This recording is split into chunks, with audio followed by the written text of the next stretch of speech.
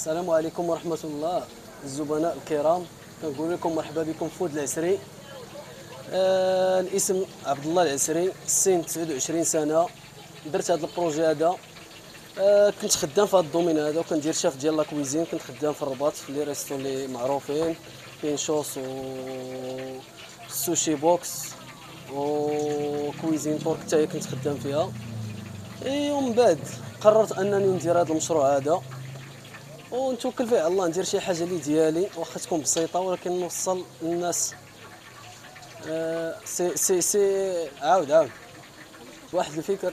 فكرت انني نخدم عند راسي وندير مشروع ديالي واخا غيكون بسيط. نبداو درجه درجه. وحنا درنا فالفكره ديال سناك متنقل جات بعد مشاورات كثيره مع الناس والاصدقاء والعائله ديالي. سناك متنقل غادي يكون ان شاء الله في مدينه ايتي عزه وفي تارودانت. الاماكن ما غاديش نقدر ما غاديش نقول، ما غاديش نحط في بلاصه واحده، وانما راه كاين ايتي عزه ان شاء الله. وكنفكر انني تارودانت لافاك ان شاء الله راه غادي نجي عندكم الناس لافاك حتى هما راه غادي نجي عندهم وكل واحد.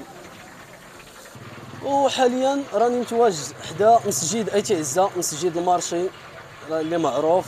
وانا راه حدا دابا حاليا من هنا لواحد 15 يوم ان شاء الله غادي نحاول انني نديبلاصا من هنا لتارودانت ان شاء الله.